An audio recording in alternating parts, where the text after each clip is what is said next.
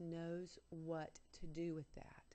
And that one of the reasons why those things are happening is that we will evolve ourselves and learn to clean it up and change the way we operate and express on our planet. And she will change and express differently as well, the planet. And so they said, actually, what we all see as a detriment are all our gifts. We have to be able to flip the whole thing over. And it was expressed so beautifully and so eloquently through her.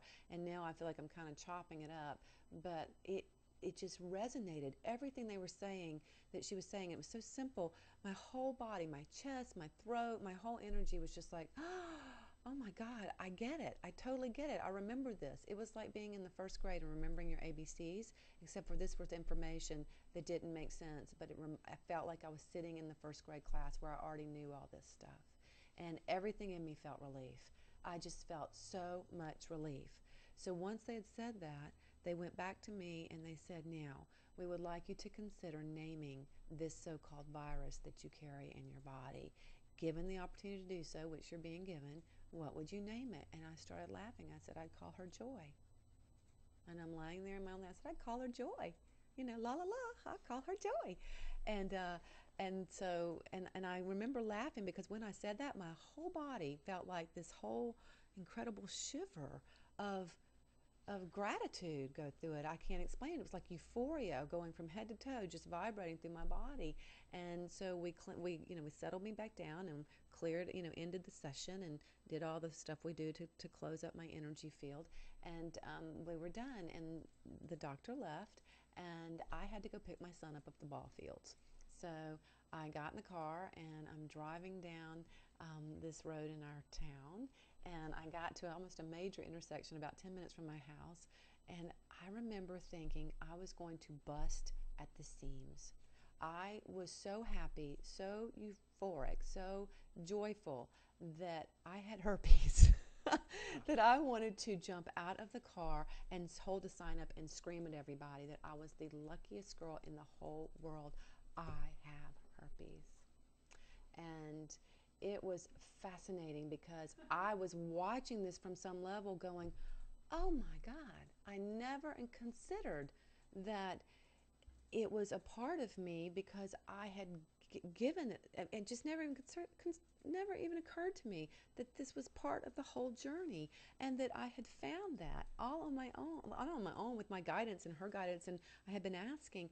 And I'll tell you what, ever since then, I have had a couple of minor episodes that start to show up, and as soon as they do, I laugh and I say, oh joy, and I'll start cracking up, and I've gone back to that feeling and gone like that within a day, just gone.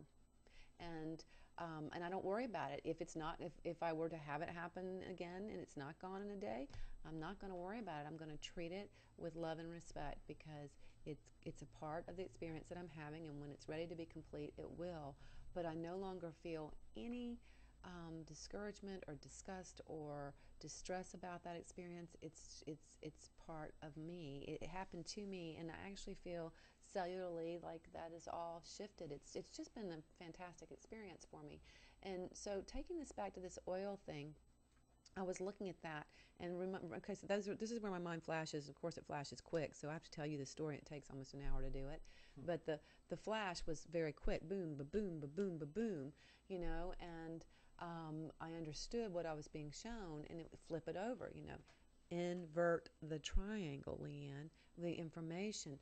And I started laughing because one of my favorite books, which I've mentioned before on this show, is Richard Bach, who wrote Illusions. The book is Illusions, and one of the things in Illusions that I memorized at 14 or 15 years old and have said forever was, there is no such thing as a problem without a gift for you in its hands. We seek problems because we need their gifts.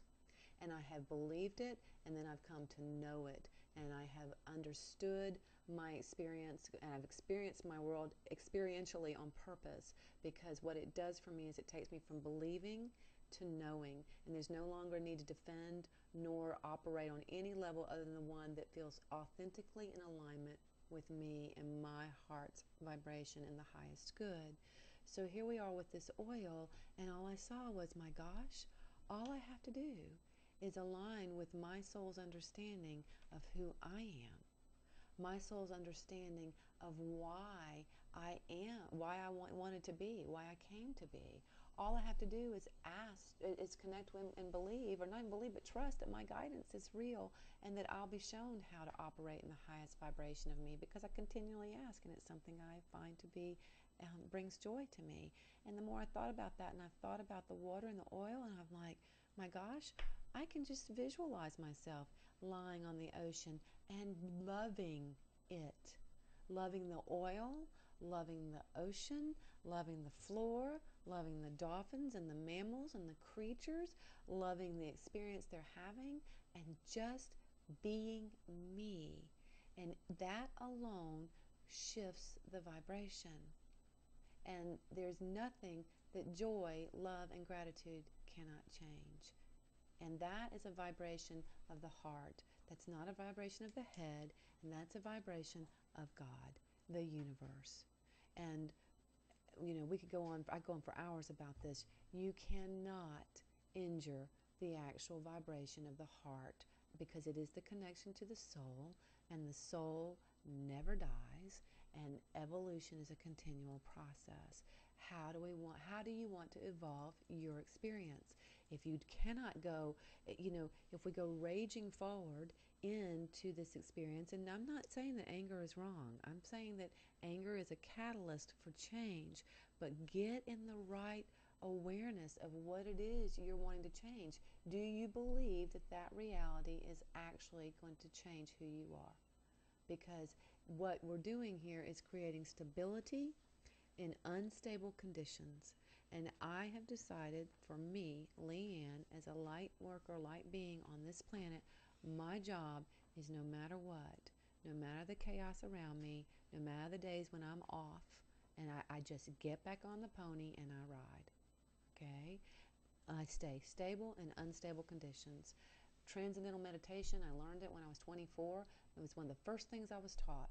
Was the reason you do this is that when there is a car accident or there is chaos, no matter what, you have a discipline and a tool that can take you right back to center and be calm.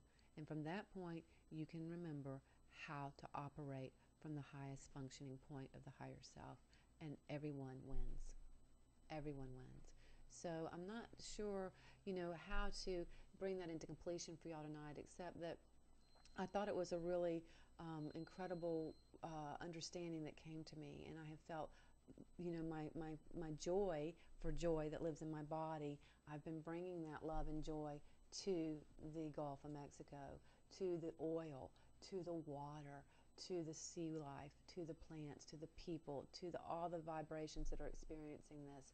And I just keep showing up as a being of light and holding that space. I'll tell you what, LeeAnne, that really connected up something that I've been working with for quite a long time. I've known for several years that my job, the thing that I must do, my purpose, is to do everything it takes to bring myself into joy.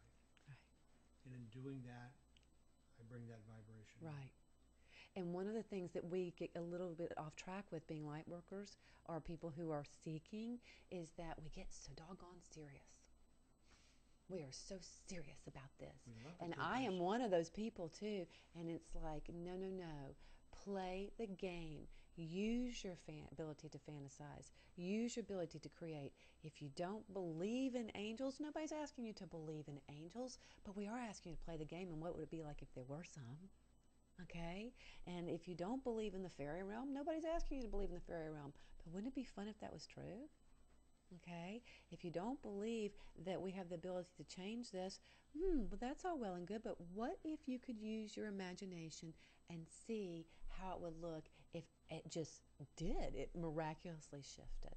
Okay, how would that feel? Or that we came out of this with so much more than what we went into it with? And how would it feel if you could just gush that love out to everybody? Okay, I'm being told I got about 20 seconds to be quiet, so thank you for listening tonight. And I look forward to talking to you again next Thursday at 7:30 on My Mom Talks to Dead People. I'm LeeAnne Moody, and you can reach me at www.leeannemoody.com. I so appreciate your time and your awareness this evening. Have a blessed night. Thank you.